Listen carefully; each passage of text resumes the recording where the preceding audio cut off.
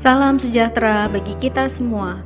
Mohon izin, kami peserta Latsar tahun 2022, Angkatan 12, Kelompok 2A, ingin menyampaikan tugas kelompok kami, yaitu analisis kasus kecurangan CASN di tahun 2021. Identifikasi kasus. Pada bagian ini, kami akan mengidentifikasi kasus keterlibatan ASN dalam kecurangan seleksi CASN di tahun 2021. Pembahasan ini akan dibagi menjadi ruang lingkup, deskripsi kasus, analisis SWOT, dan rumusan kasus. Deskripsi kasus. Menjadi aparatur sipil negara atau ASN adalah impian banyak orang, mulai dari kepastian kesejahteraan hingga kesempatan pengembangan karir menjadi alasan banyaknya orang yang ingin menjadi ASN. Banyaknya orang yang ingin mengikuti seleksi CASN dan terbatasnya jumlah serta kapasitas formasi yang ditawarkan membuat sebagian orang ingin menghalalkan segala cara untuk bisa lolos seleksi. Beberapa oknum ASN melihat hal ini sebagai kesempatan untuk memperkaya diri dan menawarkan jasa joki pengerjaan soal tes seleksi CASN menggantikan peserta yang menggunakan jasa mereka. Dilansir dari liputan6.com, kecurangan dilakukan dengan modus remote access, yaitu joki mengakses komputer peserta seleksi CASN dari jauh dan mengisikan jawaban atas soal-soal tes CASN yang ada. Saat kasus ini diselidiki, telah terdapat 9 ASN yang terlibat dalam kecurangan ini.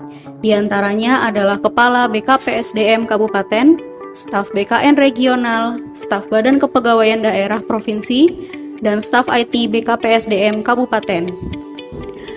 Analisis SWOT. Dari kasus ini, kita dapat melakukan analisis terkait SWOT, strength, weakness, opportunity, dan threats dalam implementasi manajemen ASN dan Smart ASN. Strength atau kekuatan. Kode perilaku ASN serta nilai Smart ASN telah terdefinisi dengan baik sehingga mudah untuk disosialisasikan kepada ASN.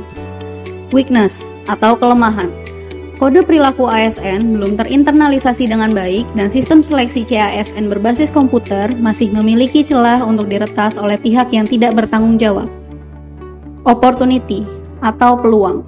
Terungkapnya kasus ini dapat memberikan efek jera bagi ASN yang melakukan pelanggaran kode perilaku dan mengungkap kelemahan sistem IT pada seleksi CASN berbasis komputer, sehingga dapat mencegah kasus pelanggaran serupa terjadi kembali di masa yang akan datang.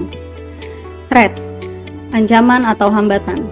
ASN yang memiliki keterampilan IT dan memiliki kekuasaan dapat menyalahgunakan keterampilan dan kekuasaannya untuk mengaktifasi kecurangan. Rumusan kasus. Rumusan atas kasus ini adalah penyalahgunaan keterampilan IT dan pelanggaran kode perilaku oleh ASN pada pelaksanaan seleksi CASN tahun 2021. Deskripsi rumusan kasus. Kasus kecurangan terjadi di 10 tempat, yaitu Sulawesi Tengah, Sulawesi Barat, Sulawesi Tenggara, Lampung, Sulawesi Selatan, Tanah Toraja, Sidrap, Palopo, Luwu, dan Erengkang. Kasus ini menyebabkan para peserta yang ingin berbuat curang rugi hingga 600 juta rupiah. Masalah pokok dari kasus ini, yang pertama, kurangnya pengawasan dan keamanan pada saat proses seleksi melalui sistem CAT. Kedua, terbatasnya jumlah formasi CASN yang disediakan oleh pemerintah. Dan yang ketiga, seleksi CASN kerap disalahgunakan sebagai sumber dana ilegal oleh pegawai. Setelah mengetahui masalah pokok dari kasus ini, sekarang yang dilakukan yaitu menganalisis penyebab dari kasus tersebut. Nah, yang pertama dari sisi man atau manusianya, yaitu pegawai menyalahgunakan wewenang jabatannya. Kedua, sisi mesin yaitu remote access dengan mudah masuk ke sistem seleksi, dan ada juga beberapa peserta menggunakan perangkat MixPy yang disembunyikan di dalam baju. Ketiga, sisi measurement atau lingkungannya, yaitu kurang pengawasan dari panitia atau pegawai. Dan yang terakhir dari sisi materialnya, yaitu kurangnya keamanan pada sistem CAT dan formasi yang terbatas. Pelanggaran implementasi dalam 4 pilar literasi digital. Literasi digital memiliki 4 pilar yang penting dalam pembentukan Smart ASN. Pada kecurangan CASN tahun 2021, pelanggaran implementasi dalam 4 pilar literasi digital, salah satunya pada poin digital skill, Kemampuan menggunakan perangkat keras dan piranti lunak oleh oknum ASN disalahgunakan demi meraup keuntungan pribadi yang lebih besar, sehingga merugikan korban dan anggaran negara. Kemudian pada poin digital culture. Pemanfaatan teknologi informasi yang sangat tidak berdasar pada membangun wawasan kebangsaan dengan melanggar nilai Pancasila dan Bhinneka Tunggal Ika.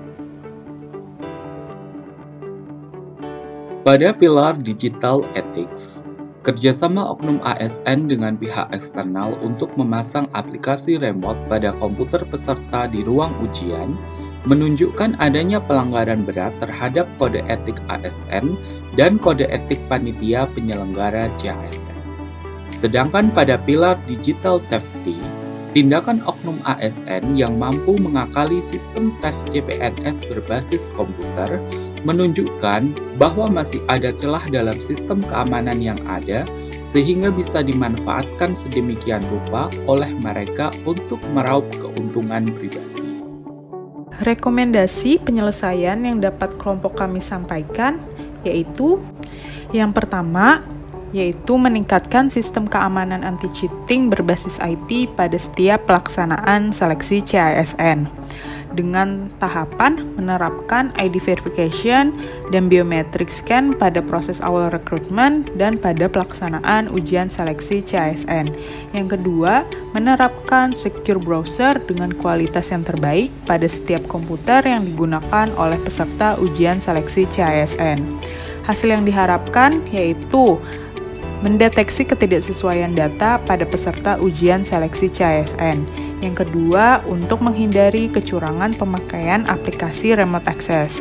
Adapun pihak yang terlibat yaitu pemerintah. Rekomendasi yang kedua yaitu meningkatkan jumlah lapangan kerja di luar formasi CHSN dan meningkatkan penyediaan program training atau pelatihan keterampilan teknis di bidang IT. Tahapannya menyediakan program pelatihan secara gratis dan mudah diakses oleh siapapun. Yang kedua, bekerjasama dengan stakeholders terkait penyediaan lapangan kerja.